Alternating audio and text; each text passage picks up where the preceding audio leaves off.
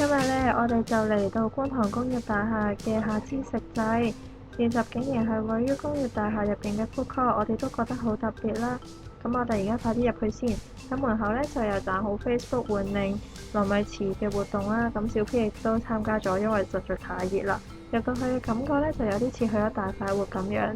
咁有啲人喺度食緊嘢啦，而右邊呢，就係一啲嘅小攤檔。咁呢啲小攤檔大部分都係賣一啲檔主親手設計啦，用佢哋唔同嘅主題而去作出唔同嘅產品啦。當中例如一啲皮革啊、手鏈啊、布袋、飾物，都係顯出佢哋唔同嘅主題設計。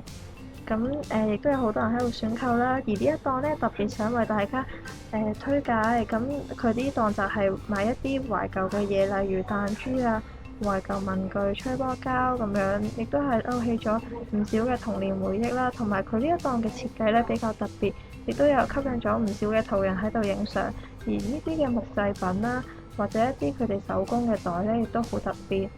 咁而呢一檔呢，就係殘疾人士所製作嘅產品，當中包括書籤啦、postcard、一啲嘅書陣同埋飾物。